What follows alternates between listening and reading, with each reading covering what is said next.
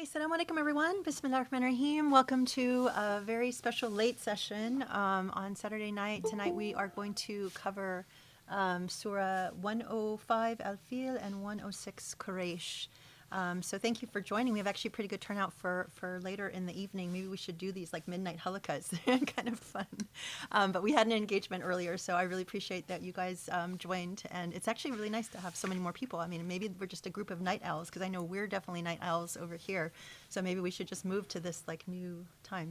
Anyway, alhamdulillah, so excited to be here. I just thought I would, as usual, share several things. The khutbah yesterday, of course, was amazing as always. It's called "How to Not Be So Attractive So That Shaitan Wants to Follow You," and it's a really powerful reflection on a verse from Surah Al-Araf. Where Sheikh, as always, takes the words of the Quran very, very seriously and helps us to understand this verse about how there are people who actually choose to follow Shaitan, and, they obviously are choosing evil. But there's another category of people who the words that they speak, their moral language does not comport, or is not, it does not comport with their moral action. So they might say a lot of things about how they are believe in justice or piety, or present themselves in a particular way, but become actually very apathetic, and don't follow through on what their convictions are. And then this leads to a slippery slope where actually you become someone that the shaitan finds very attractive, and who actually then wants to target you and follow you to the point where shaitan becomes your companion. And so it's a bit frightening when you think about that, like what is it that you actually can do to become someone that shaitan wants to attract. And so it was a very powerful khutbah that just we all need to reflect upon. And because clearly when you hear the Quran speak to us in these verses, we always recognize ourselves in these. And so when Sheikh really, deconstructs and helps us to understand those meanings, they're so powerful and just, need reflection. So definitely wanted to very strongly encourage people to watch that. And then secondly, I actually shared some really lovely news in the weekly email, and I just wanted to share it again here.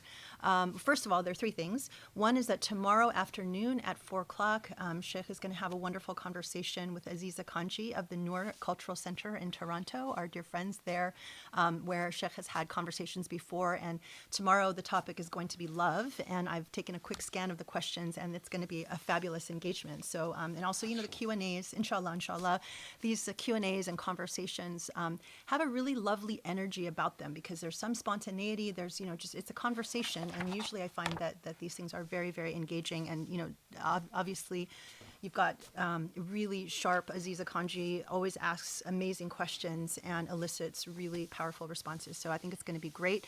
It's a Zoom conversation. I'll be sure, I can't remember if it's on our website or not. It's definitely in the weekly email. There's a Zoom link there. You can also look up the Noor Cultural Center in Toronto, NOOR, and then you can find the link there. It's free to join. So, and then secondly, I've been so excited about the upcoming launch of Witzke's album. As we've mentioned, we dropped a song a couple of weeks ago, and in my weekly email, I dropped a second song called City of Angels. And so now it's actually up on YouTube, and I want to encourage people to listen. It's such an amazing song. And I'll play it here in a second, but I just wanted to say, this is... Again, I'm always so proud whenever I hear this music, and when I'm sharing it with people, and I'm seeing people's reactions. It's, it just touches your heart and soul. It's lovely, it's beautiful, like just, soul enriching music. This song in particular shows a different side of Witzke's music, and it's very powerful because it focuses on a social justice message. And she and I actually talk about kind of what went into this song. But let me just say this for now, because we have a podcast that will come out eventually where Witzke really goes in and shares the stories and the process and all of that, and that is an incredible learning experience. But this song, when I heard the story that went behind it, it kind of changed everything. It's a song that's dedicated to her neighbor, Stevie, who is an unhoused man living on the streets of Los Angeles. And so when you understand that this was a song that was really inspired by a real person, and it's from his eyes, it just changes how you hear the music and how you feel. So it's another way of really kind of connecting with these beautiful Islamic values, and pushing yourself to actually think about what is your role, what is your responsibility to your society, to those who are less, obviously less privileged than you, so it's a beautiful, powerful, and painful song. I think someone had already responded on YouTube when we put it up that it brought them to tears, and it definitely, Whiskey's music has that effect in general. So anyway, I hope that you will take a listen, and that's great. I'll play that separately, and maybe before we go into the beginning of the halakha. But lastly, I also wanted to share sort of the most exciting news, which is the launching of Project Illumine 2, which is the light of the Prophet Muhammad. So, Project Illumine is the light of the Quran. Project Illumine 2 is the light of the Prophet Muhammad. It's not, it's taken shape now. We've talked for now a year or more about how we would love to do the Surah project, where, we would really love for Sheikh to share with us his lifetime journey, beyond the Quran, but what his whole engagement with this tafsir literature. And, as he's said many times, he pretty much tried to read everything he could get his hands on about the Prophet, about peace be upon him, about the traditions, the stories, and we've seen a lot of this as we've been journeying through all the surahs. But to actually be able to have a dedicated amount of time to learn about that journey from from Sheikh's lens and from his experiences, from his questions, and going down the rabbit hole of research to satisfy his own curiosity, that is going to be gold. And so what I was really excited to be able to do is to at least put some shape and around what this program is going to look like, to the extent that I was able to create, or we were able to create, a Launch Good campaign and start the process of trying to fundraise to make this project come to life. So as all nonprofits need to do, we need to raise funds. Knowledge creation is expensive. There's a lot of stuff that we need to do, and we ultimately would like to publish this as a multi-volume work again. After we do the multi-volume work of the tafsir, we have a lot of really important things to do, and we need to keep this engine running, and we need people to know the specialness of what we're producing, and then support it with their spending, because if we don't do it, we'll lose this opportunity, and it's going to be lost to future generations. But so our goal, inshallah, is to at least have a couple of phases or several phases of fundraising. We're going to try and raise enough money to at least support and secure, first one semester, which will target, we're targeting January 2024 as a start date. And so the first half of 2024 would be the first semester. It would be weekly virtual halakas. This is going to be on a subscription basis, so it's different than the tafsir. And then we need to raise $185,000 by June 30th of this year in order to, commit to that. And then hopefully from there, if we can, continue with the fundraising, try and build up to a second semester, and then ultimately fundraise for the publication. So breaking it up into several pieces. But so our primary goal right now is, again, just to raise enough that we can commit to one semester of weekly virtual halakas starting January 2024. So please check out the Launch Good link, and there will be more information on our website coming up this week, but the Launch Good site is launchgood.com/Project Illumine Sirah, SIRAH, and then you can find a lot of detail there about why this project is important, and share it with your friends, share it with your family, people. Put on the Launch Good site hopefully enough background that if people are not really familiar with who we are or what we've been doing, that it also explains why it's really important. And let me just say that the title, although it's Project Illumine 2, so people understand this is a continuation of what we've been doing here, the title of this particular halakha series is Decolonizing the Sirah in the Age of Islamophobia, a masterclass. And I think that very perfectly captures what we're trying to do. It's a masterclass taught by a master, and decolonizing, we talk so much here about how Muslims do not own their own narrative, they do not own their own history, that we need to go back, remove the colonial filter, and re-engage this tradition. And I can't think of anyone else that would be, more important to do this journey with than Dr. Abul Fadl, who has dedicated his lifetime to exploring exactly that. And, decolonizing obviously is a really hot topic. It's something that we need to do as Muslims to reclaim, our tradition and understand it in a beautiful way and fight back against Islamophobia. So there's a lot of information there to explain more. But so I'm excited that we got to the point now where we can actually articulate what we're trying to do and then ask people to share. So please share that link. It's a really easy way to spread the word. So with that, let me just, I know we're running short on time. I don't know but I just really want to share this song because it's so beautiful. And I'm not, people might not have had a chance to hear it yet. So let me just play very quickly for you Witzke's song called City of Angels, and then we will start with the Holocaust. So, and mark your calendars, March 1st is the launch of the full album, inshallah. City of Angels, that's what they said. I hate to break it, but your angels are dead. I can't remember the last meal that I had. Down on my luck, so now I rest my head on my mattress of concrete on the corner of your street. Oh, I pray I won't stay till my days are complete, till my mind clouds with deceit and the dark demons are freed that pray bring decay until sanity retreats. Oh, you only see the shining of the stars. You don't know what it means to be the dark. The backdrop of the spotlight, there to make it look bright, and they need the contrast to be stark. No stars without the dark.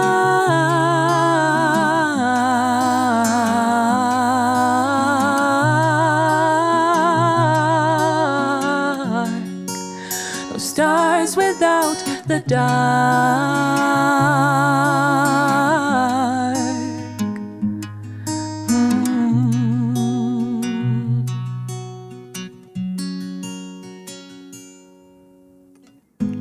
City of angels, I pray for your souls. I may be broken, but I wouldn't switch roles. Off your streets you sweep me, laugh and say I'm creepy till your hearts turn cold. Oh, we know not all that glitters is gold. Oh, on your mattress with silk sheets, you dim the lights of the street, and you pray you may stay in the way of the elite. But when your heart beats its last beat, and you're faced with your true deeds, what will you say on that day? Why did I die on your street?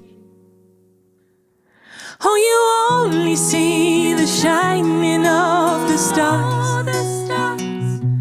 You don't know what it means to be the dark. The backdrop of the spotlight, there to make it look bright, and they need the contrast to be stark. No stars without the dark.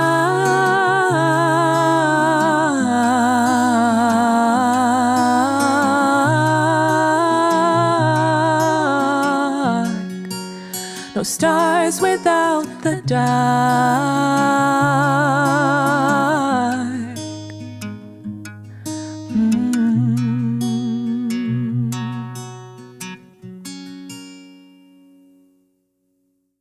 Absolutely beautiful. Thank you so much, Witzke. That was an amazing song. We got to do a karaoke version next because I want to sing it. So much fun. Anyway, again, March 1st is going to be released in full. You guys will get to hear all 12 songs, which are incredible, and we'll share the links, of course. So anyway, with that, thank you so much for joining us on this late night episode of Project Illumine, and I'm so excited for the next two short surahs. Thank you for joining us.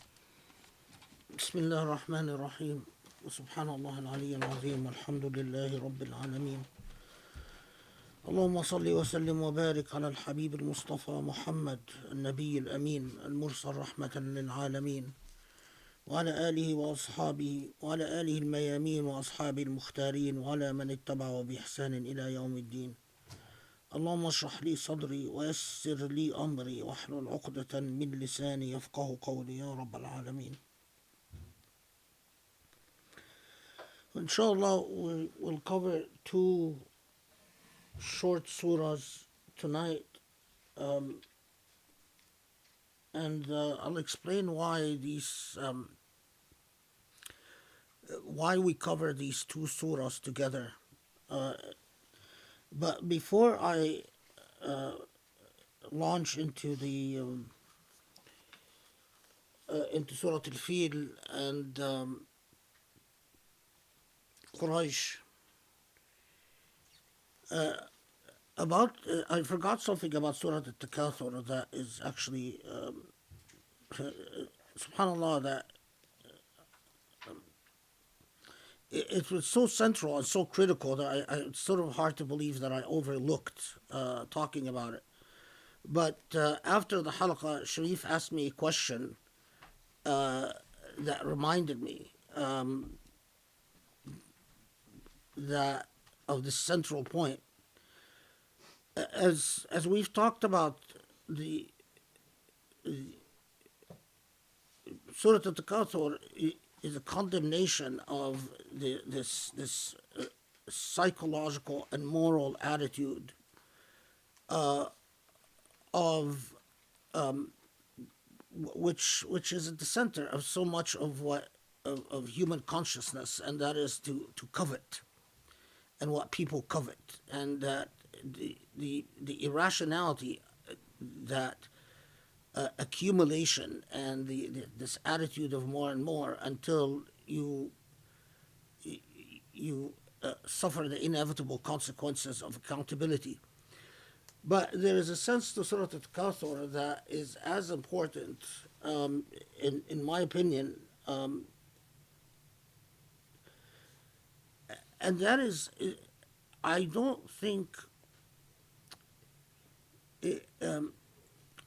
Surah Al-Takathur equally applies to a very different notion of Jahim. And all the commentators tell us that the Jahim that Allah is talking about is the Jahim of the hereafter, and the accountability that we confront in the hereafter. But there is no reason to limit the sense of Jahim to the hereafter. In fact, it is extremely plausible that Surah Al-Takathur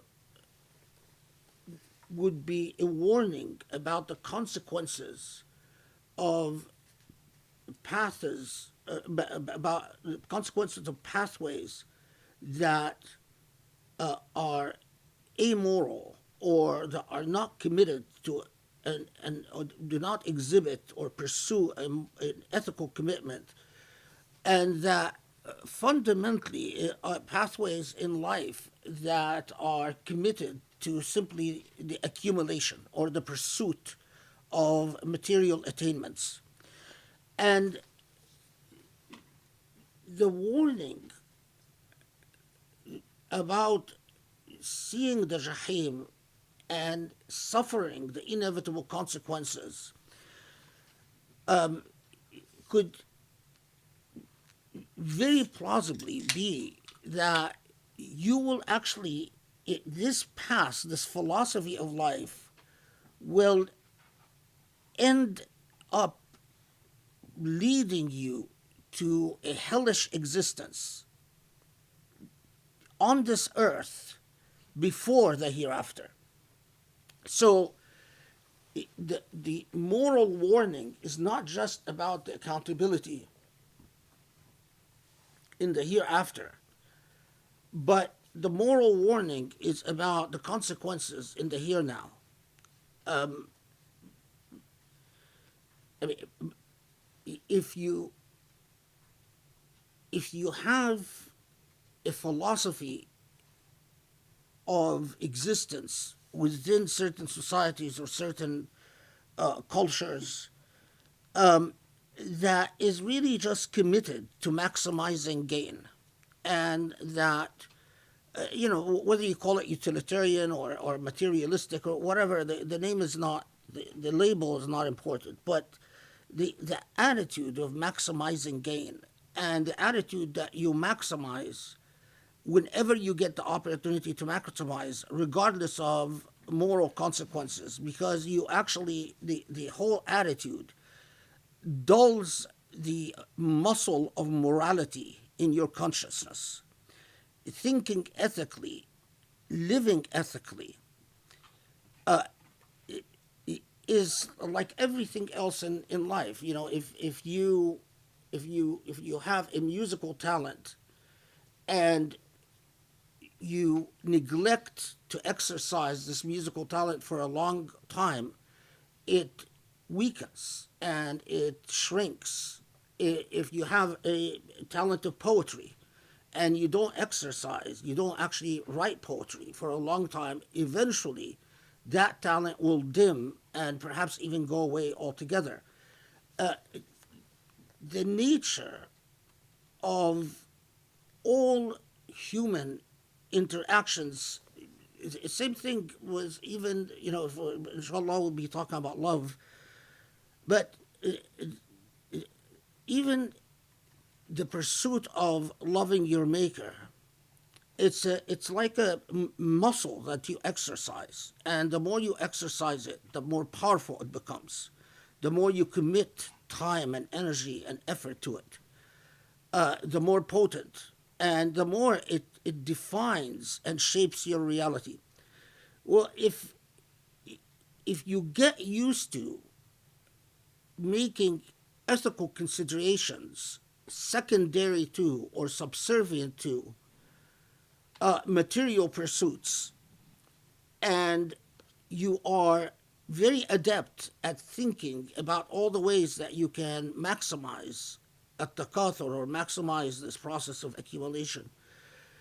But as your moral muscle and your ethical reflexes, your ethical consciousness weakens and dims, the inevitable result is that whether you suffer it or your progeny, your grandchildren suffer it, but the inevitable result is that you will create hell on earth. Truly hellish societies. Hellish societies in which I mean, so much would be focused on those who are in the elite position and can continue to glamorize their existence, but also at the same time a very dishonest society and a very deceptive society that focuses on all the glamour and ignore the masses that are eaten away by the evils created by this method of accumulation or this philosophy of accumulation. So I just want to say to mention that about Surah Al-Takathur, because I think it's a very important point, and I think that when Allah says "Alhaakum al-takathur," and then warns us of consequences, it's not just the consequences that have to wait till the hereafter. Okay. Now, so let's talk about then Surah Al-Fil and then Ilaf Quraysh. Of course, very short surah. we confront the inevitable stray reports, especially Ilaf Quraysh, the Surah Quraysh, the second surah, about them being Medinian Surah. There always, you find these stray minority opinions that, it's actually the exception, not the rule, that you find everyone agreeing on something. There are always these, you find these deviant minority opinions, and we confront the deviant minority opinions about whether it was a Meccan revelation or a Medinian revelation here too. There's one authority or so that says, especially the Ilaf Quraysh was Medinian Surah. But I think that's clearly wrong. And there's just nothing that, and the vast majority of authorities not only identify these as Meccan Surah, but they're early Meccan Surah. And the early Meccan Surah,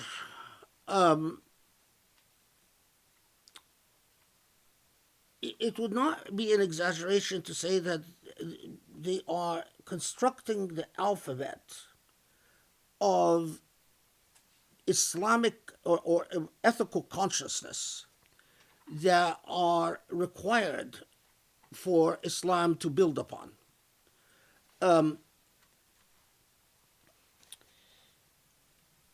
So, first, Surah Al-Fil, ألم تر كيف فعل ربك بأصحاب الفيل ألم يجعل كيدهم في تضليل وأرسل عليهم طيرا أبابيل ترميهم بحجارة من سجيل فجعلهم كعصف مأكول. So Muhammad, as it translates, are you not aware of how your sustainer dealt with the army of the elephant? Did God not utterly confound their artful plans? Thus God let loose upon them great swarms of flying creatures, which smote them with stone-hard blows of chastisement preordained.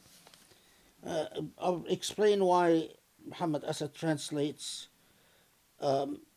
this as blows of chastisement preordained in a second. And caused them to become like a field of grain that has been eaten down to stubble. So the likelihood is that this event took place around 570 AD. Although, again, history is always an elusive thing. So you get into these debates about whether it took place 20 years earlier, 20 years later, and so on. And it is widely reported that it was the year that the Prophet Muhammad ﷺ was born, that the year of the elephant was the year that the Prophet was born. However, at the same time, you get reports that tell you that the year of the elephant took place 40 years before the Prophet was born. And other reports that say that it took place 23 years before the Prophet was born. And there is, if we are to be honest about the tradition, there is ambiguity about what year precisely was the Prophet born. But not ambiguity that rises to the level of 50 years or 20 years. We ambiguity about a year here, a year there, or a couple of, few years here, a few years there. But there is ambiguity as to when precisely the governor of Yemen on behalf of the Abyssinian Empire launched a campaign against Mecca. And in my opinion, the most supported date, and Allahu A'lam, Allah knows best, is 570 AD for a variety of reasons. part of it is Yemen, which is not an exaggeration to say that Yemen is the heart of, or the origin, place of origin for Arabs. The vast majority of Arabs relate back to Yemen in one way or another. Anyway, and Yemen had played, like Oman as well, but Yemen even more than Oman, has played a very important role in terms of its seaports, in terms of its civilization, that whether accurate or not, Yemen was always sort of a juicy prize for invaders. And Yemen suffered a number of foreign invasions. The most relevant one, and the last one, was the invasion by Abyssinia of Yemen. And the Abyssinians were not just invaders that wanted to control seaports, but they were an evangelical invaders. They very actively wanted to convert Yemen, including the Jewish populations of Yemen, because there were large Jewish populations in Yemen, to Christianity. And the governor of Yemen, and this is to make a long story short, I'm telling you what I believe is the most likely, most historically supported of the various narratives that you find. Anyway, so that the Abraha, that governor on behalf of the Abyssinian Empire and the Abyssinian dynasty, had a very clear sense of mission about Christianizing Yemen and converting Yemeni Arabs to Christianity. And the evidence is that, like previous invaders, that he thought that if Yemen is converted, Yemen's influence upon other Arabs is so pervasive, and the lines of lineage are so interconnected with the Yemenis, that it would be only a matter of time before all Arabs would convert to Christianity as well. And by the way, till both in Abyssinia and in Ethiopia and in some parts of Yemen, there are some fascinating, very ancient, very old churches. I hope that they have not been destroyed in the protracted Yemeni war, because there have been a lot of destruction of historical sites, not just destruction of human beings. But I mean, if these parts of the world knew how to preserve historical sites and to present their historical sites to the world, it's just endlessly fascinating and just completely surreal when you find these historical sites that go back way before Islam, existing pretty much in pristine condition. Anyway, so Abraha then builds he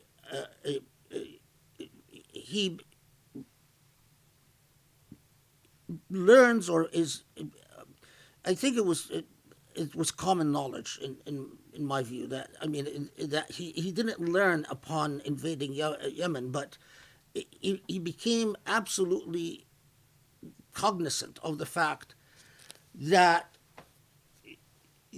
the point of resistance of so many Arabs, that the reason that the Arab populations had resisted conversion to Christianity or Judaism or any other religion, those Arab populations that are close to the Byzantine Empire or close to the Persian Empire did not resist conversion. The Arab populations that resisted conversion were the Arab populations that revered and honored that historical site of the Kaaba. That they saw this as they had their own religious mythology about who built the Kaaba, the role of the Kaaba, and that gave them that psychological power to resist and to say, we see no good reason to follow your church. And as the narratives go, is that he builds, the narratives say that he built a very impressive Christian shrine that he then tried to tempt Arab tribes to come to. I don't know. I mean, I don't know if that Christian shrine survived, because in Yemen there's several buildings like that claim to have been Abraha's the Christian shrine that Abraha constructed.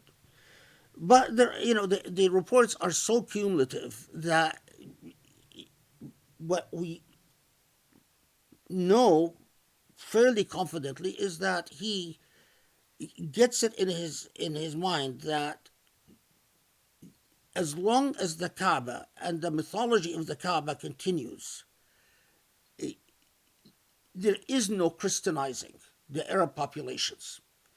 And he resolves to destroy the Kaaba as a result. There are reports, sort of interesting reports. One report that what triggered the invasion was that there's an Arab who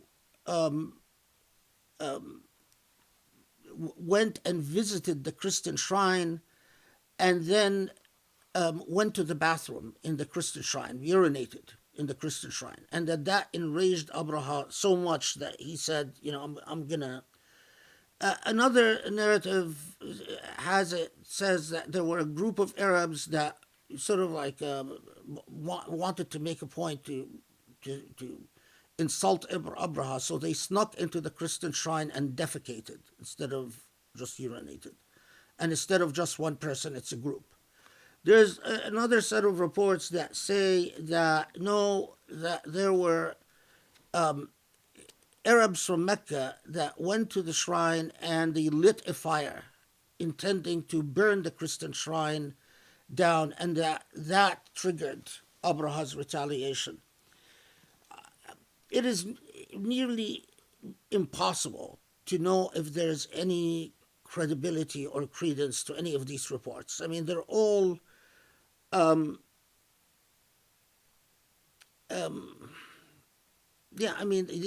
there's no, if you're looking for historical evidence that would bolster these reports, they don't exist. But what is clear is whether he used a violation as the trigger event, as the excuse to move against the Kaaba, or whether Abraha, as so many sources say, that he saw how limited the success of his Christian mission in Yemen and realized that in order to sort of break the back of Arabs and to rid them of that system of religion that gave them their native sense of assuredness and their native sense of independence, if you will. And so he resolves to destroy the Kaaba, and there...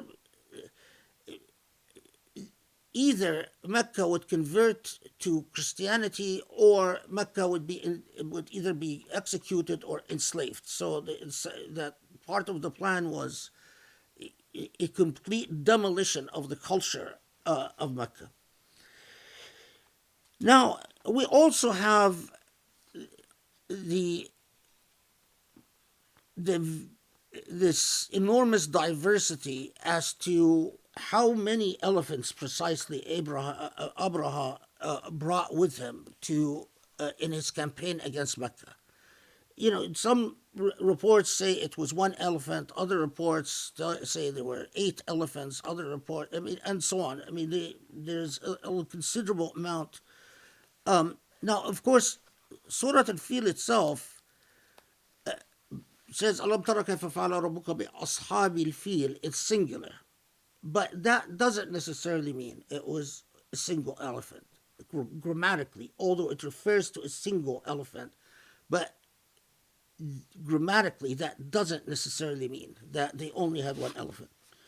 Not that it's a material point, but it's interesting how historical memory works, and how we retain history and so on. And now, let's break down the language a bit.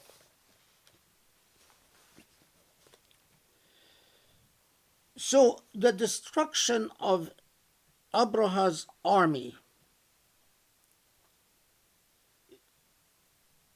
Surah says, وَأَرْسَلْ عَلَيْهِمْ طَيْرًا أَبَابِيلَ ترميهم بحجارة من سجيل فجعلهم كعصف مأكول. Okay. A lot of Quranic commentaries mention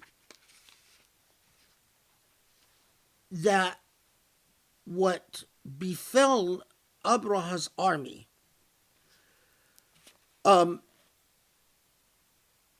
was an event that spread a lethal disease in the army.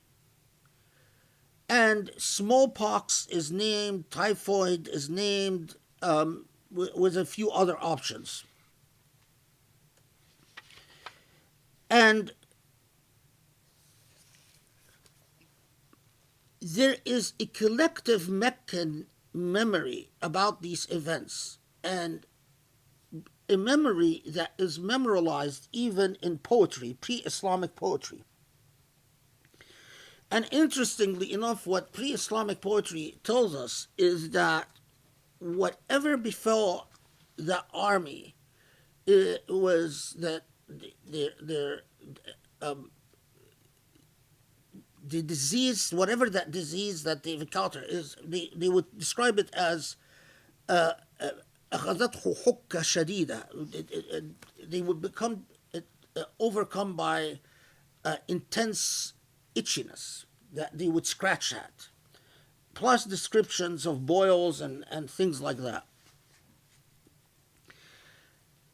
And not just pre-Islamic poetry, but we even have reports in which Aisha reportedly says, or Asma bint Abu Bakr reportedly says, that they witnessed in their time the remnants of Abraha's army, people who were blind or crippled or plagued by some type of disease, living in the streets in Mecca begging for food. So that survivors that did not return to Abyssinia, now Abraha himself, the leader, manages to get back to Yemen, where he dies in Yemen. But he's inflicted, and he's ill, and he has whatever the disease that spread in the army. And he finally succumbs to this disease upon reaching Sana'a, the headquarters back in Yemen.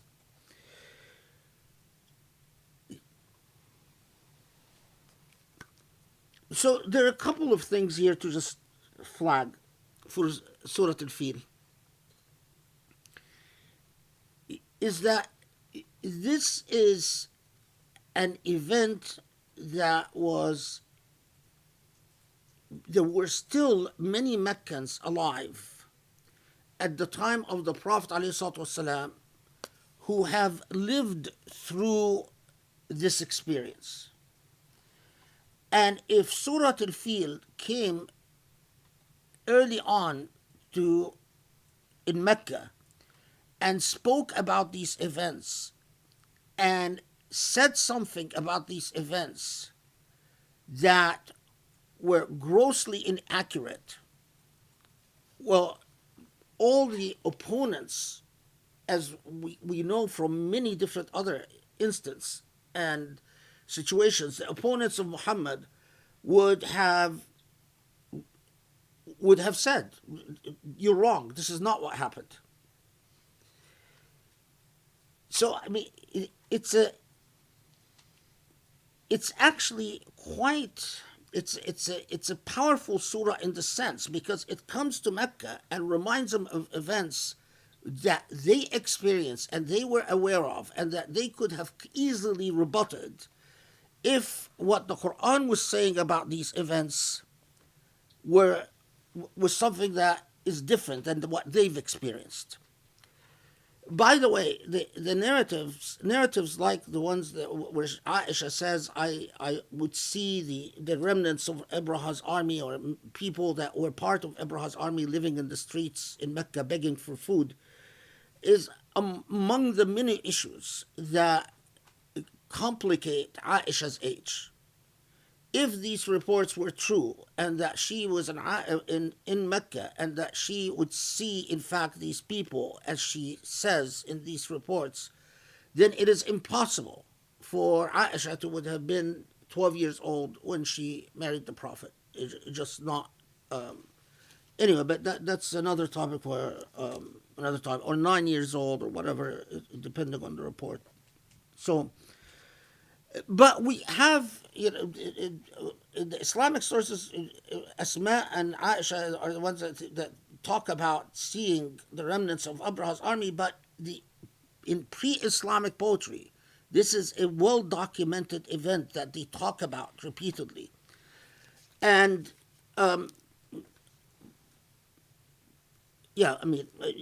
what they say about it is a more complicated issue. So, okay. Now, the other thing is we raise our children and we tell them that God sent birds, and the birds were carrying stones, and they threw the stones on Abraha's army. And in fact, you find reports in the tafsir tradition that say this, that go to some lengths to describe the stones, and say the stones had, were black heads and were covered with mud, and so on. And even reports that will tell you, these stones were like bullets. Effectively, they would fall on a person, they would enter from one side and exit through another. However, these are the minority reports, not the majority reports. The majority reports say that whatever the tayr carried, when it fell upon Abraha's army, what spread in Abraha's army was a disease. And as I said, they'll talk about some type of smallpox or some type of typhoid, or, some say, no, it was a disease that it was some type of plague, because it infected people, would suffer grotesque deformities, that their skin would start looking like it was falling off, but of course, so on. The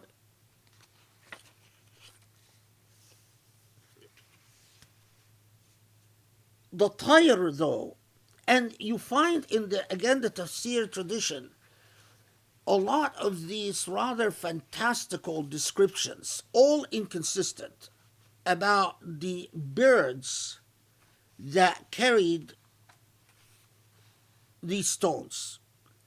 So some of the descriptions, would say, "Oh, we've never seen birds like this. They came from the sea. They flew over the area. They bombarded Abraha's army and then disappeared." And you have descriptions of birds that don't resemble anything, and in real life. But all the narratives that describe the birds are grossly unreliable. None of them stand up to scrutiny. What we know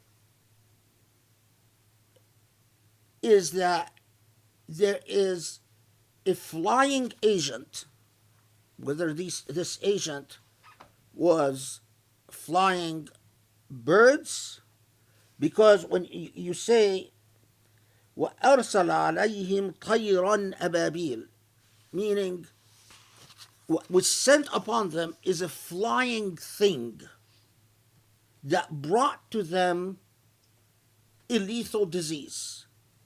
What that flying thing is, it could be bats, it could be birds, it could be viruses, it could be anything. But it was something that came from the air. And it didn't exterminate the army, it devastated the army. They were a lethal plague spread in this army. There were survivors there were many that perished in the desert, but there were survivors that, as I said, either continued to live in Mecca because they didn't feel they've lost everything, and they were not going to make the trip back to try, and especially after the news reached everyone that Abraham himself had expired.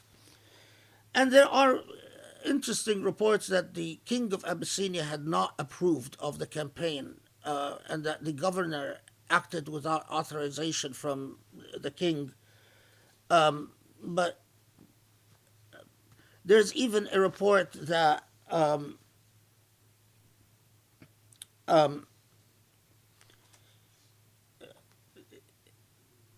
that Abraha himself was the king's son, and that relations between the king and Abraha were extremely tense, to the point that the father struck the son once in his face and gave him a scar that went down his face, sort of deforming his face.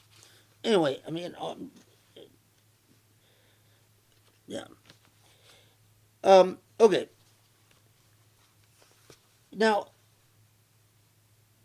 ترميهم بحجارة من سجيل. You notice that Muhammad Asad translates حجارة من سجيل as smote them with stone-hard blows of chastisement preordained. I think the reason he translates this is that there is a considerable amount of disagreement about the meaning of the word sijil in this context. Some said hijara min sijil means whatever agent that was thrown, and hijara here, it doesn't need to be stone. It could be anything that you stone a person with.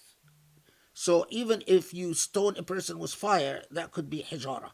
If you stone a person with disease inducing agent, that could be hijara.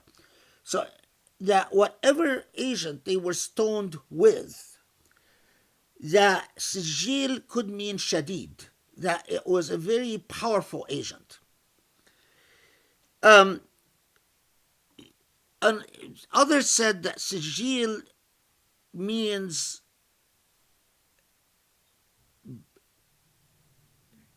what rocks from hell, hijara min jahim.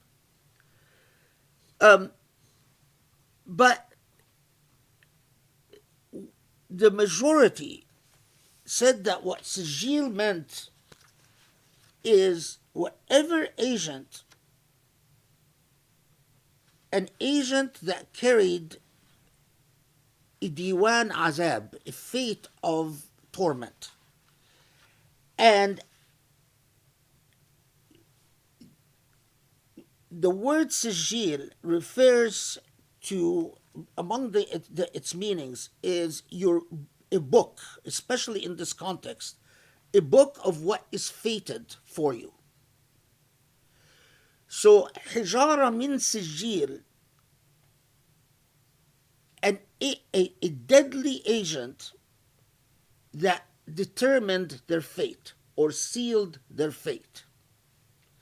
Now, Muhammad Asad tries to translate it a little bit literally by saying blows of chastisement preordained, because there is a hadith, it's not reliable, that said the agent that was carried by the birds and thrown at the army, each rock had the name of its intended target written on it. Now, that's not a reliable, but the idea here is that that agent, whatever agent which was leveled against this army, carried or sealed the fate of the army. So now we come back to the function of the surah. For us, it is just a matter of believing in the abstract without. These are events we have not lived through, and these are events that are not particularly well preserved in historical sources. And we only, other than the Quran, we glean the truth of these events from poetry and references to it here and there by a variety of sources. But this is before the writing of history in this region of the world. And so it is an article of faith that simply that Allah, when Allah is readying the world to receive a messenger of God, or readying the world for a major shift and a major change, Allah is fully capable of intervening, working through the laws of nature to bring about results that Allah wants to be brought. And for us, this is an article of faith. It doesn't, interestingly, most Muslim theologians discuss this point, whether Allah was protecting the Kaaba. And the surprising answer for modern Muslims is that the vast majority of Muslim theologians would say or said, no, Allah was not protecting the Kaaba. Allah was protecting the people who served the Kaaba, because in the midst of this people was the new prophet of Islam.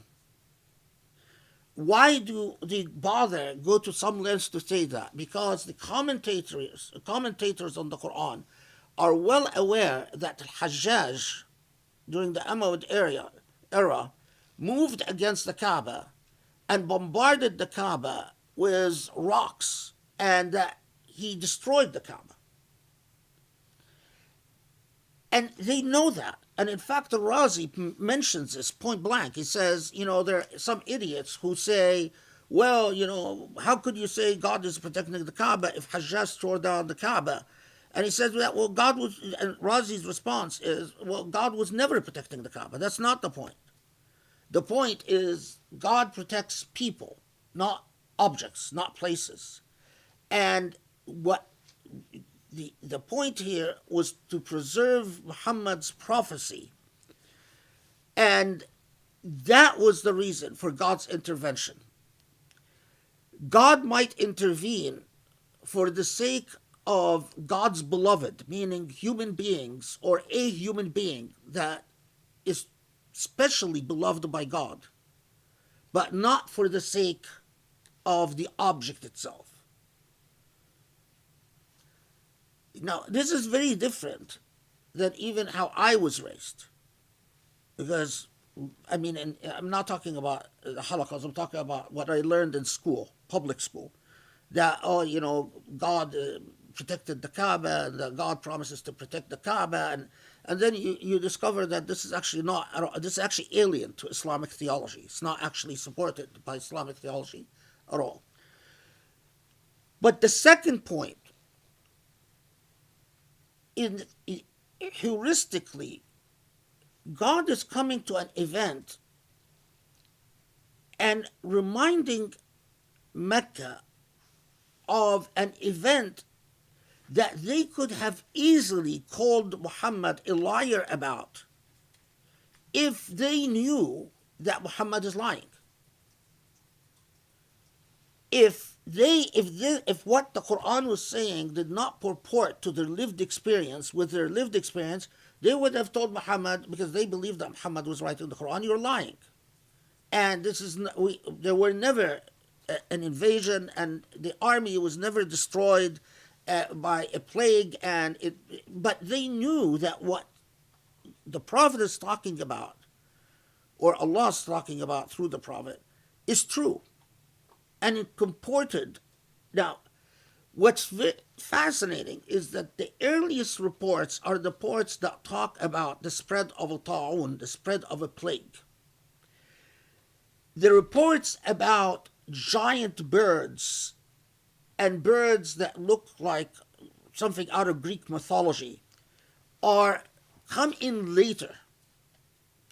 When you try to date these reports, you find that a lot of these reports pop in the 3rd century Hijrah, while the Ta'un reports are in the 2nd century Hijrah, meaning the first 100 years.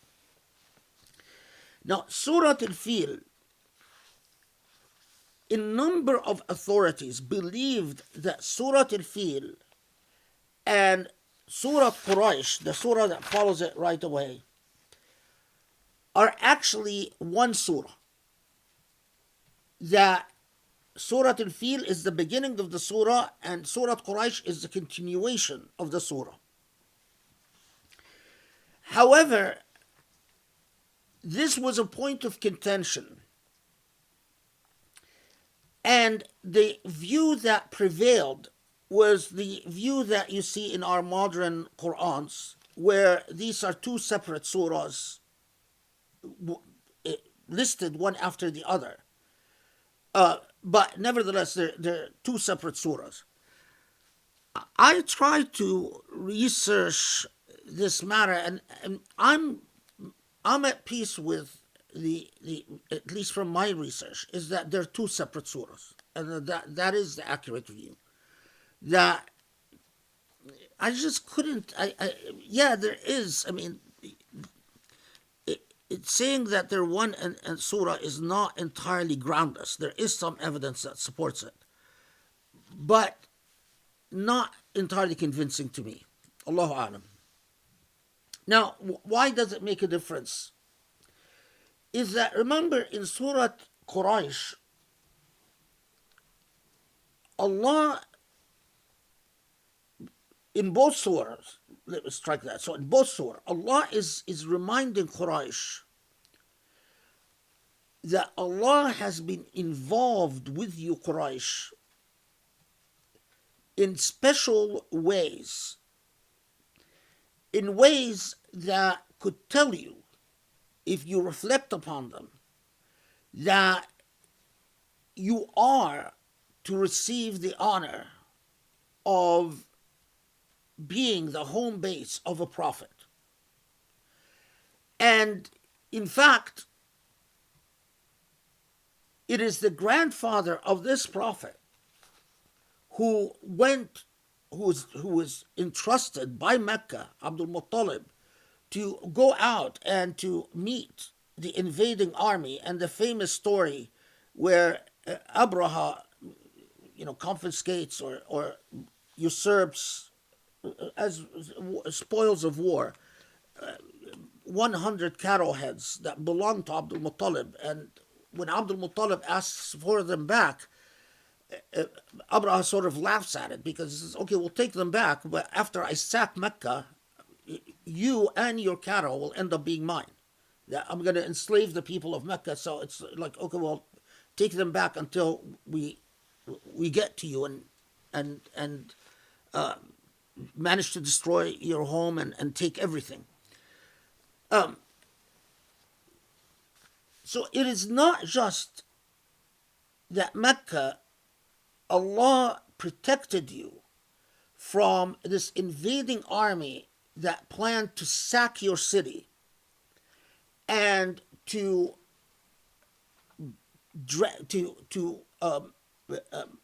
render you into slaves, as war captives, enslaving you and destroying your whole livelihood and your whole culture. But in إلاف قريش إلافهم رحلة الشتاء والصيف, that Allah then reminds Mecca of something else that deserves pause and that complements the message of Surah Al-Fil. Mecca, you live as Ibrahim alayhi salam said to Allah, that أسكنت أهلي بواد غير ذي زرع, that I've left my family in an arid spot of land. You exist in an arid spot of land. You actually don't farm, or your farming is quite minimal. I mean, what you survive on is being a trading post, and you have two main journeys. Although, again, you have disagreements as to what the journeys were.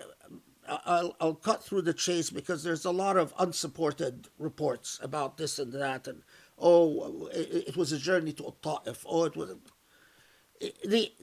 the overwhelming balance of the evidence is the journeys, the livelihood of Mecca depended on two commercial caravans.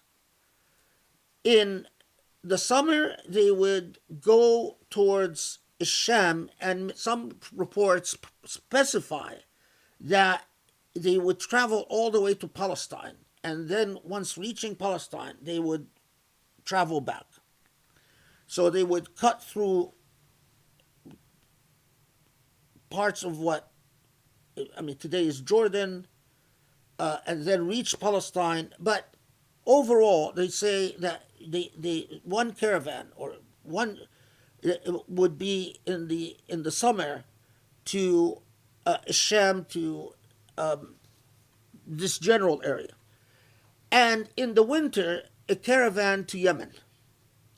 And these two main journeys in the summer and the winter was the livelihood of the Meccans. The Meccans themselves didn't produce things, but all their capital was built on the symbolism of the holy site and on being a territory for exchange commodities or commodity exchange. The people from Yemen that wanted to buy Syrian things or Shami things, they would find it in the Meccan markets because they brought the Shami things from the summer journey. And the people from the desert that wanted to buy Yemeni things, they would find them in the Meccan market again because they brought the Yemeni things in their winter journey. And many merchants knew that Mecca was a point of meeting to strike deals and to issue letters of credit, buy and sell on credit.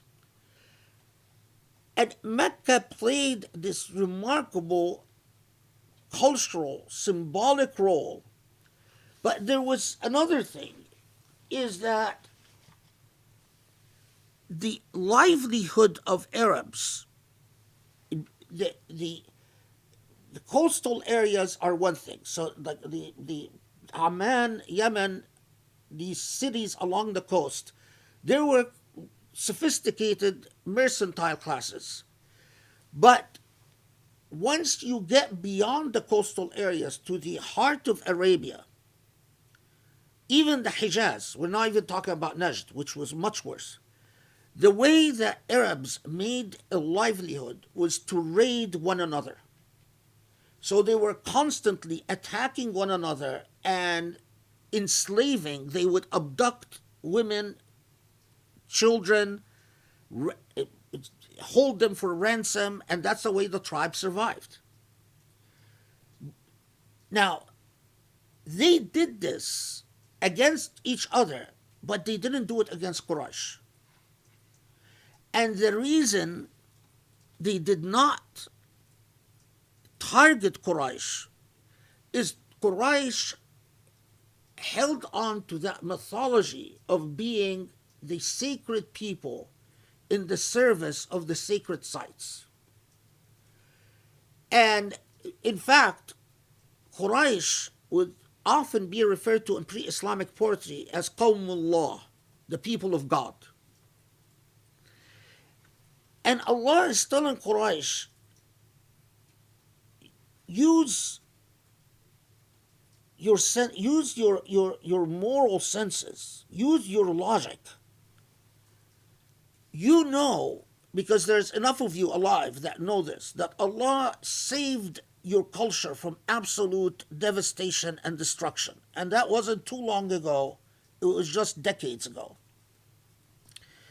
And you also know that you lived as an exception to the common Arab practice of tribal raids and tribal abduction of human beings and holding human beings captives for ransoms or for whatever, or to be sold into slavery. And although your origins are, because you have barren land, the early settlers of this area experienced hunger. But you, Mecca, today, Allah has allowed your, or has protected your way of life, that you are well off, and in fact you do not experience hunger. So amanahum min khawf, that they are safe and secure, and they don't experience, they don't have food shortages and don't experience starvation and hunger. With this, Allah reminds us, and this is a critical point, when Allah tells Mecca, focus on the, what is it that Allah is reminding Mecca of? To tell Mecca, Mecca, you know you owe your God a great deal. You know that your livelihood, the safety you enjoy, the resources that you enjoy, the stability you enjoy, you think it is due to whatever policies you've pursued, but in fact, sufficiency and stability is a blessing, is an act of grace from Allah. So the fact that Allah is reminding Mecca of these two core elements, الشبع من جوع, أطعمهم من جوع, الشبع من جوع, not experiencing hunger, and آمنهم من خوف, and amn.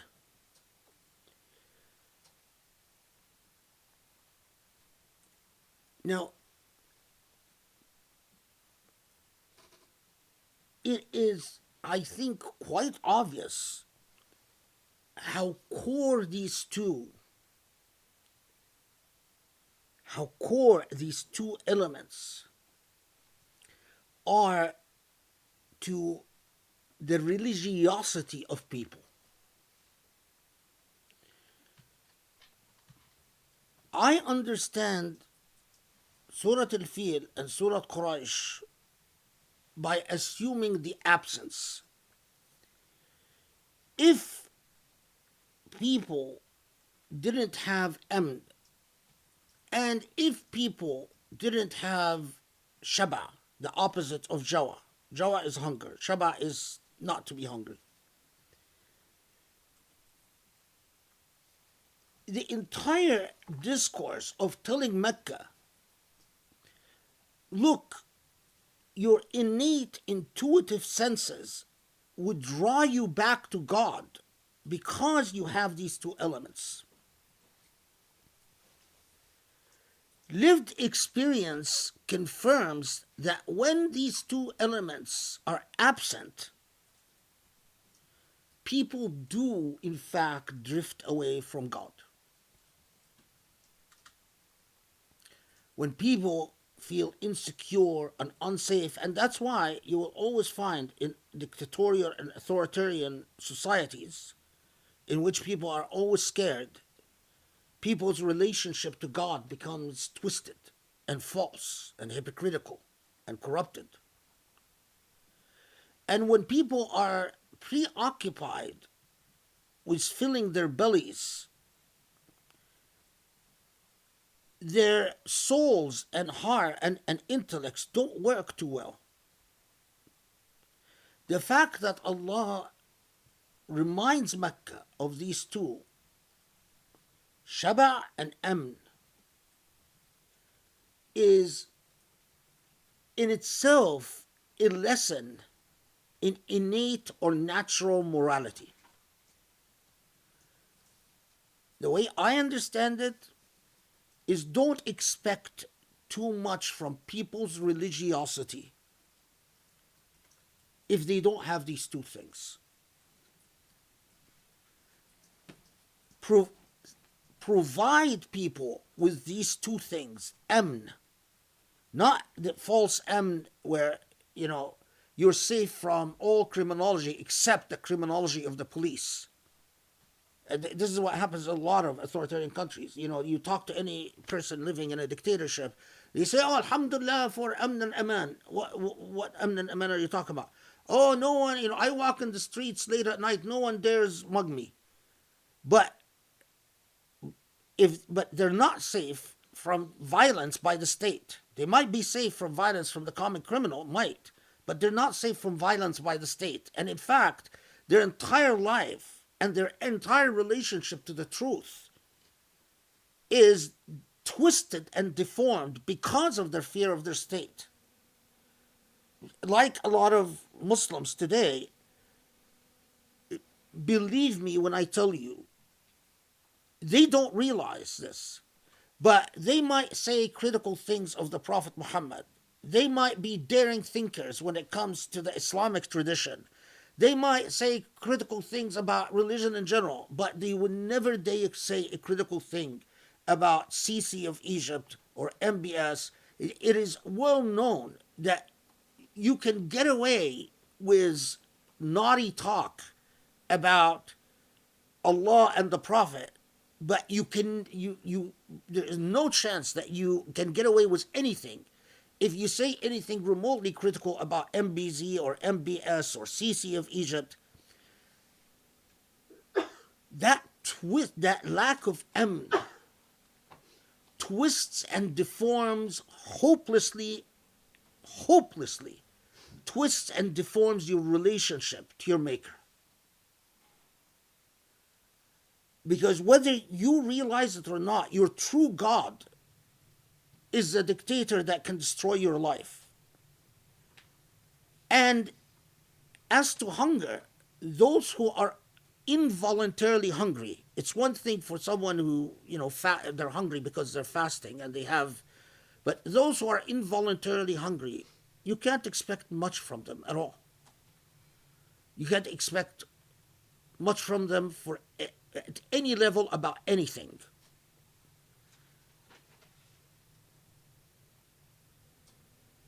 So seemingly,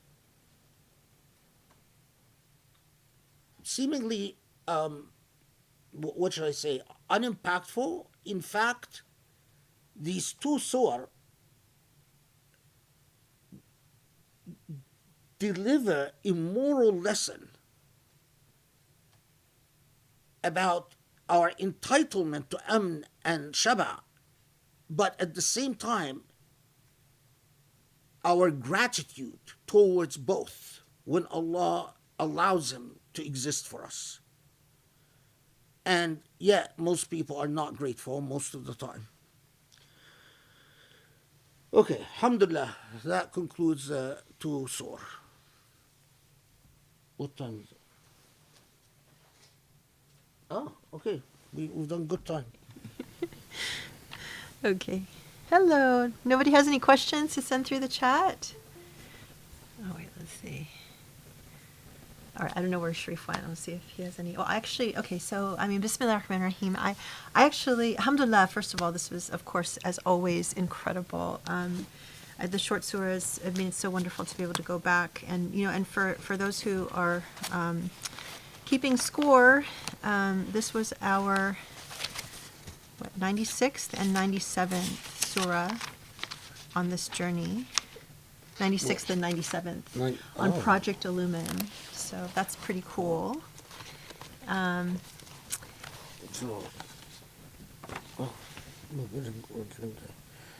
you remember when I did these surahs before? Yeah, Line these by line. ones, I know, I feel you did when we were like in the 90s.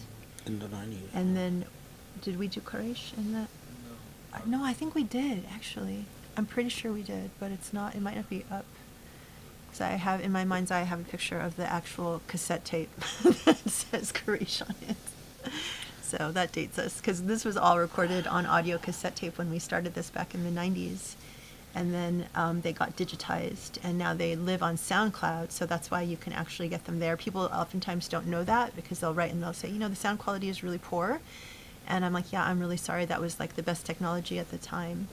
And, I think we've tried to use some of the technological tools to clean up some of it. But the material, the content is absolute gold. And so it's really wonderful to be able to revisit them again, even, just to have the thematic takeaways. So, and inshallah, when it becomes a whole tafsir, I think it's just going to be, obviously unparalleled and amazing.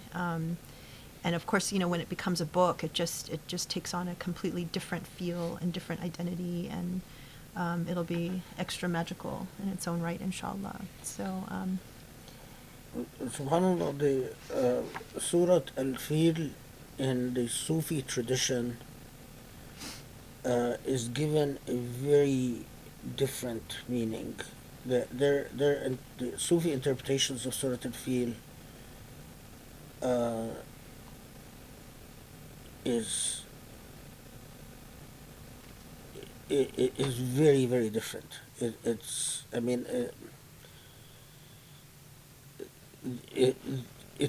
let's put it this way: all the language is taken to be symbolic.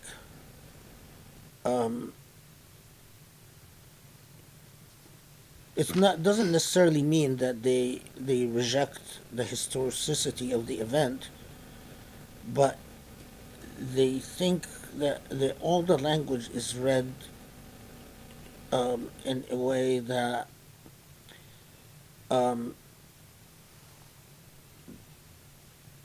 talks about the inner forces within the human soul. But since in Project Illumine I'm offering my understanding, I did not, obviously, so we didn't address it, but did any of that affect your approach? no, not with Surah Al-Fil, and because I think both Fil and Quraysh I think their heuristic roles are very clear, in my opinion. That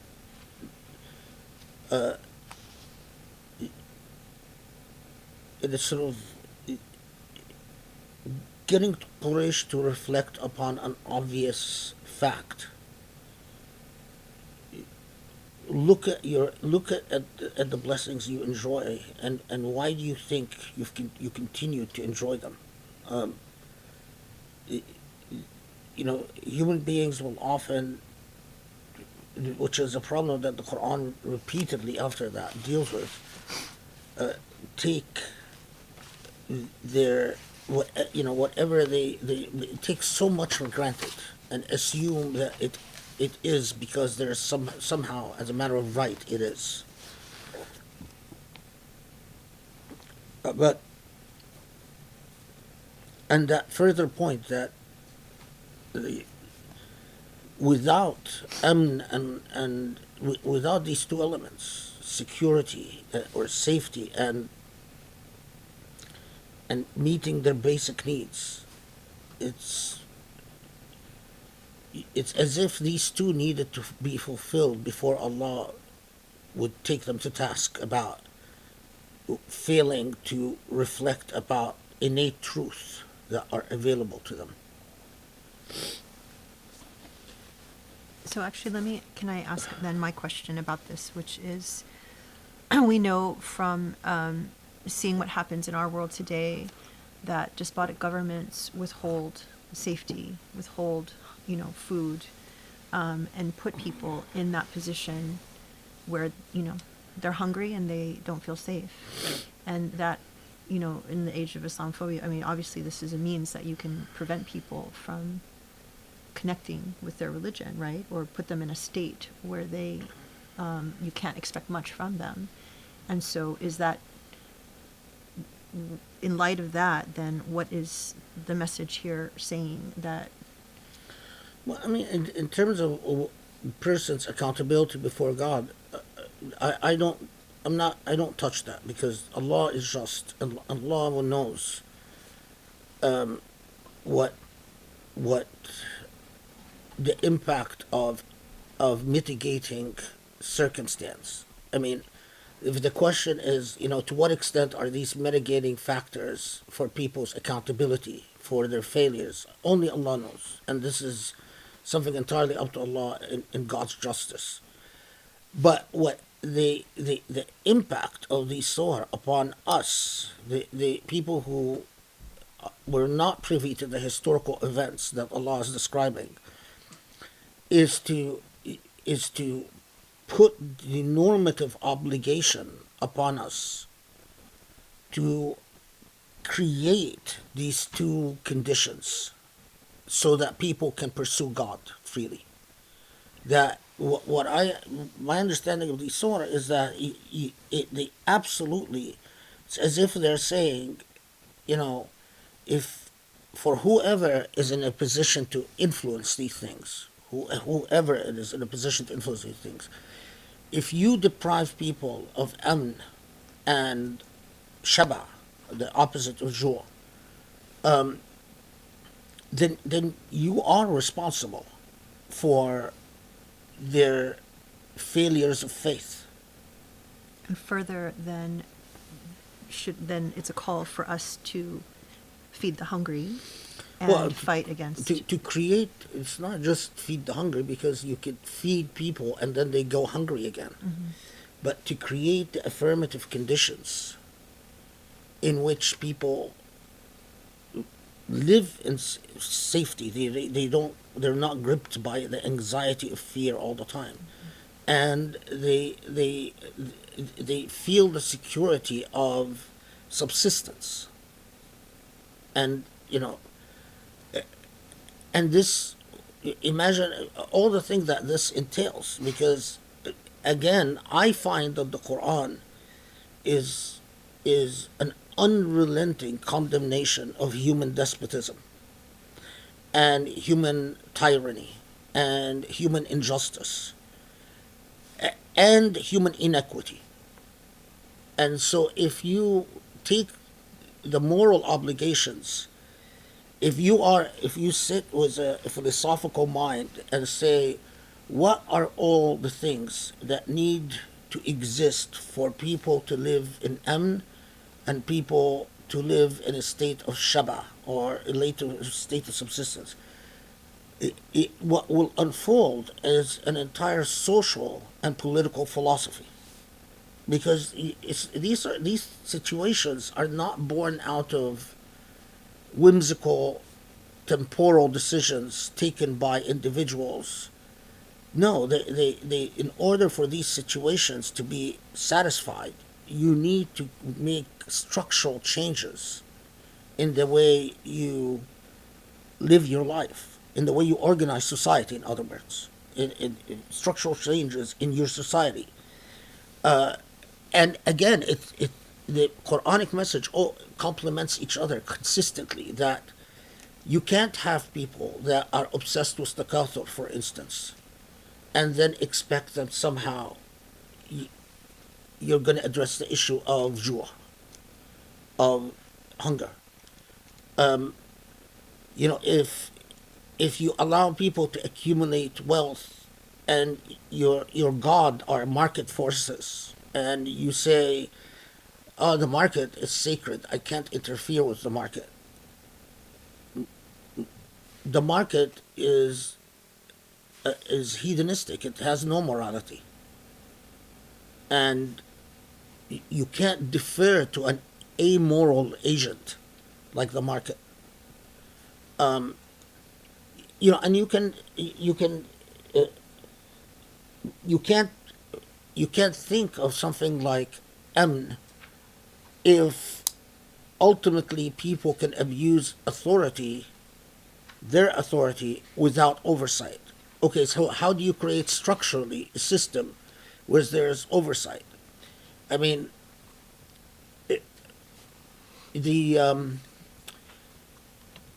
that fellow that was killed, beaten to death by the police, and recently in what city was it? Was it Memphis? Yes, there's yeah. Is it Memphis? Mm-hmm.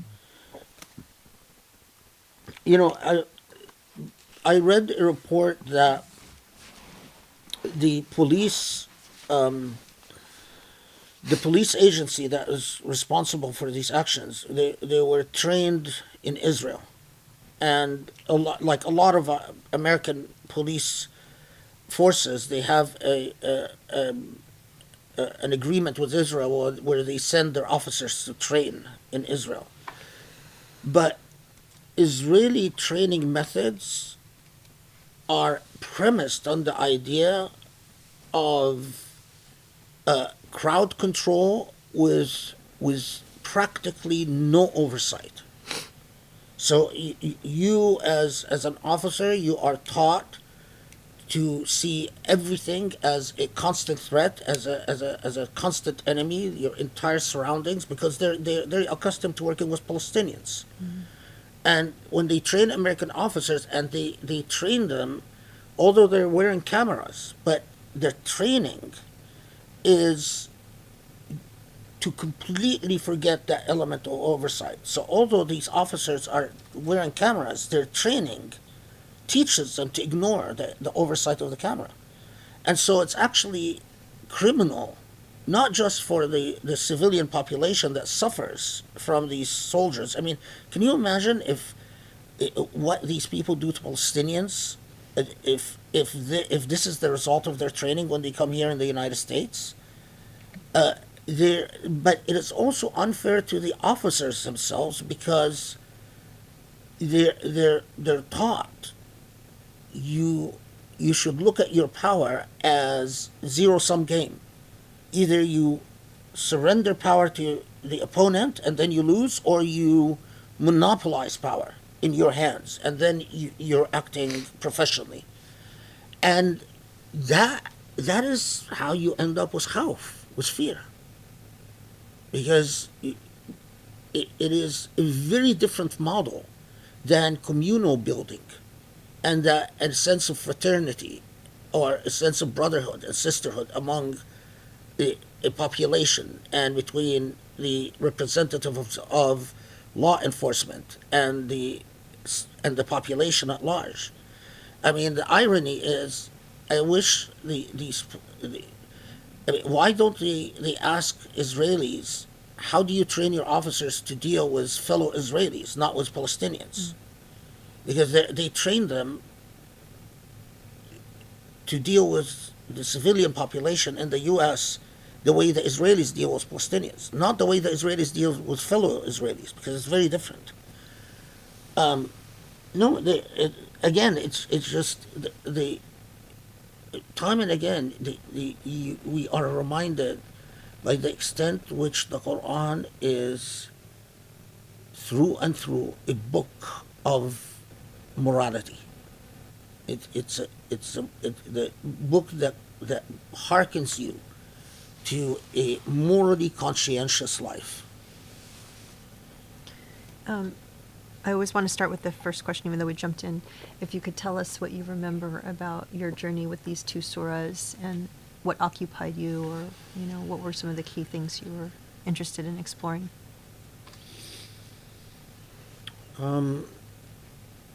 It's hard to remember, but these are among the first that I've dealt with, very, very early on. And they were among the surah where I I mean, sort of, what is that expression? Grinding your teeth, or not grinding your teeth? Like Cutting your teeth. Cutting your teeth. Yeah, you're developing your methodology, and so you're figuring out how to sift through conflicting reports, and but the thing that I just remember that was so striking is why. I mean, I was the way that you were always taught about Surah Al-Fil is, these birds that throw rocks and then the rocks basically splattered. And then when you find that actually in the tradition,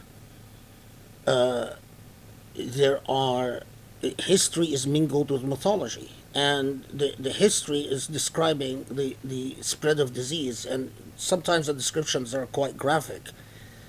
And the mythology, it talks about birds that seem to be out of a book of mythology. These weird birds that throw weird stones and so on. And the extent to which then the tradition presents you with an intellectual challenge of figuring out, imagining, reconstructing how both these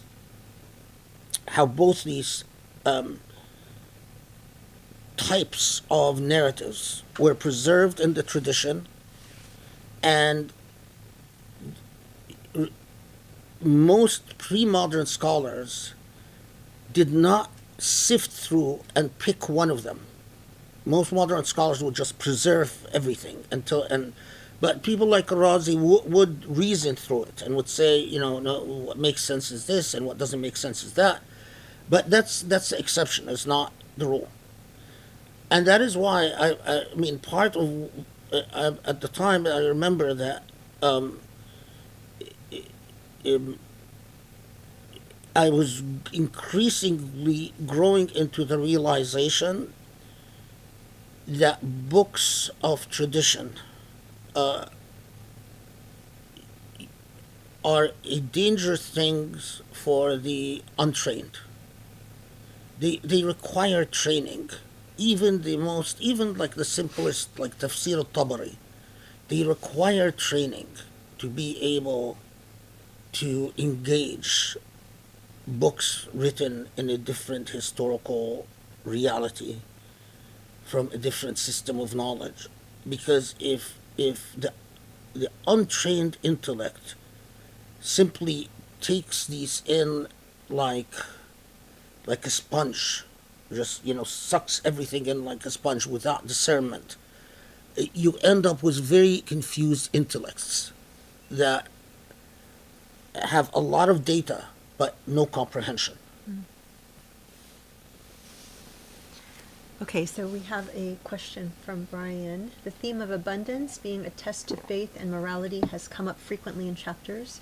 This is the first time that impoverishment has come up as a test to faith. Is the lesson that either extreme are tests? I'm thinking of the hunger and impoverishment that the Muslims endured when they had faith. I'm also thinking of the book Man's Search for Meaning and Nietzsche's quote, "He who has a why to live for can bear with almost any how." Can we say that stability is necessary for faith to be established but can survive through anyhow? It's a really good question. I mean, of course you are tested. And that's why the test of hunger and the test of lack of stability and security are some of the toughest tests. And that's why persevering through them, as when they are tests, is in itself a moral act. But there is a world of difference when they are imposed on the masses, and people do not voluntarily choose this path, or they do not voluntarily choose to seek a path in which they are tested by the absence of both. Then it is no when in other words, when people don't have a choice and they're thrust in this situation, then it's not a test. Then it's just simply abuse. Then you're simply abusing a people. So, put differently, the fact that the absence of both is a very severe test, and for the truly committed, does not mean that you have the moral right to say, well, so what if people are hungry, and so what if people are insecure, because God rewards them. That is transgressing upon God's territory. It is not your decision. It's one thing if I make the choice because I believe in a cause to persevere in a path in which I will be tested by the absence of both. But it's quite another when you impose the situation on me, and whether I'm voluntarily willing to engage in a test or not, I find myself suffering these two maladies. So, I mean, Quraysh was going about its business of living, and the fact that Allah provided them with both, it's Allah addressing core needs that human beings have, that then should free your intellectual capacity and free your moral capacity to focus on loftier things. But the lesson is that if you impose a situation of deprivation, if people do focus on loftier things anyway, they might be truly morally praiseworthy because they overcome their difficulties. But the person responsible for imposing or creating the situation of shortage becomes particularly morally culpable. So, it's like saying these are necessary conditions, but they're not sufficient conditions for moral growth. It doesn't mean that necessarily if you meet these two, you're guaranteed that people will morally grow. But you are under completely an affirmative obligation to provide these two. And if these two are not provided, then whoever is responsible for not providing these two incurs a serious moral culpability. And then further, maybe now that you have these things, you don't really have an excuse not to Well, be thinking, right? everything, it is fair to say, to the extent of your blessings is the extent to which your accountability before Allah grows. I mean, in direct proportion. The more you are, the more you're given, and the less you have to worry about. The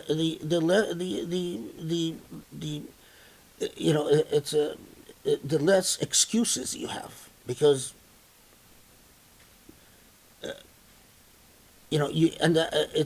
that is why the people with are have a very different level of accountability than the people without. It's as simple as that.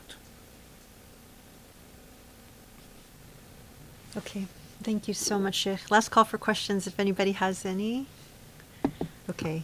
Thank you, everybody, for being with us for another amazing session. Looking forward to next week, inshallah. Actually, Cheyenne, would you mind if you just turning off the live stream? Sorry.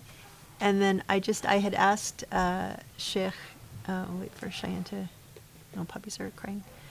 I had asked Sheikh if he would mind taking just a few moments, if anybody wants to stay after on the interactive group and just say hello, that this would be good, since we're kind of like on an odd time. We've already had dinner, so we're not really rushed to go. Like, we got to go have dinner.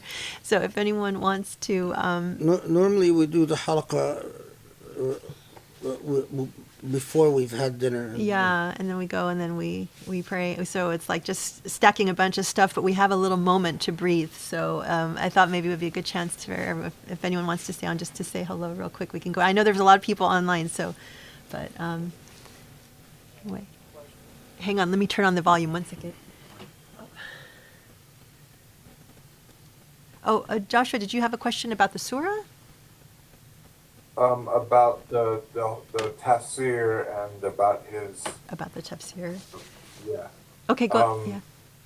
I wanted to ask him how much he learned Joshua's from asking, Sheikh how Muhammad much did you al-Ghazali, learn from Muhammad al-Ghazali, from his sheikh, from your sheikh, because in terms that's of the last one that we influencing have, your like a tafsir? tafsir book. Because that's the last time that we've had a tafsir on the Quran. Has that influenced How him? much did that influence you? Yeah, Sheikh Ghazali, Allah yarhamu, did not write a tafsir. Or actually do a full tafsir. But listen, I mean, I owe everything to Sheikh Ghazali, Allah yarhamu, ahsan ilayh. Even, I mean, he's never done a tafsir with us. He's commented in various halaqas about, a few ayahs here, a few ayahs there. Most of what the halaqas focused on were sunnah and seerah. Most of the halaqas that I took with him were focused on sunnah and seerah, and to sharia issues, especially sharia issues that came up in Egypt at the time, sort of like, issues that that we asked him about because they were relevant in societies at the time. But nevertheless, although he's never done a tafsir of an entire surah, or leave alone the entire Quran, the fact of the matter is, I am but, you're comparing a giant like Sheikh Muhammad al-Ghazali to a little midget like myself. No, I just Sheikh, want to know how much he influenced. Of course, he's influenced me in everything. Sheikh Ghazali was truly a blessed man. I mean, even if he didn't say a word, just sitting in his presence, we're influenced by him. And I truly mean that. we just, even just sitting quietly in his presence, his aura lifted our spirit and lifted our soul and elevated our intellect, leave alone when he spoke. And, you know, so no, I credit, and this is my testimony in the hereafter. I always pray that Allah, if I say anything right, that Allah rewards my shuyukh, and especially someone like Sheikh Hamad Ghazali, who was so central in my life. And if I've said anything wrong, then it's from me, and it doesn't reflect on them at all. Everything I say right, they are directly to be credited for. No, these were his influence upon me is everything, and his influence, even just by his sheer beauty and his sheer luminosity, and just the example he gave us in life by his very existence. Just seeing how he handled moral situations was a school in itself. You know, without even having to lecture, we just would learn from everything he did. He made the thematic commentary on the Quran. He has a book called Al-Muhawar Al-Khamsa Al-Quran Al-Kareem, where he talks about the 5 main themes of the Quran, and he lectured, he gave a series of halaqas on what he believed was what he argued were the main themes of the Quran. I'm sure that influenced me in a million different ways. Okay. I just want to let you know there's a new book about Muhammad al-Ghazali. Which It's called Islam Without Fear. Who wrote that? I don't remember off the top of my head. If you can find the Islam link, Without and if Fear. you can find the link and send it to us, that'd be great, Joshua. Okay. Thank you so much. Is it a university press or a Muslim press? It's not a Muslim press. Oh, you've got it in the library. Oh, apparently I already have it. Oh yeah. Yeah, Surprise. Joe just informed me that I already have it in the library. So Okay. somehow, you know, books books How do you know? migrate at night to my library, what? and they multiply at night they procreate. You had So- 2 and you gave 1 to Joe. Oh, so apparently I even had 2 of them. I give 1 to Joe. That's how he knows we had it. So I have to just because I like it. I think the book just came to my library somehow. 2 of them came to my library somehow. Alhamdulillah. So- In that Alhamdulillah. book- In that book, there's a lot of like instances of Sheikh Ghazali dealing with certain situations, like a chemist coming and asking him some question, and him telling the chemist, we don't have medicine, you need to be working on that, not which foot goes in when you go onto the bathroom. Yeah, that is typical Sheikh Ghazali. That is, I can write my own book of the number of times I've witnessed him was.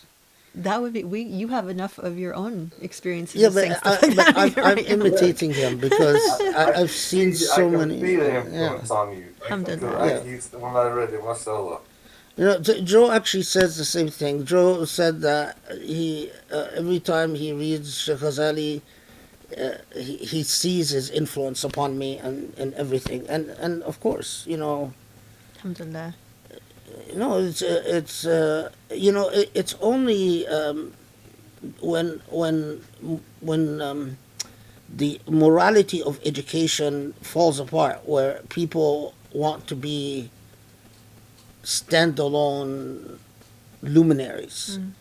When the proper adab and proper akhlaq in education is nothing grows out of nothing.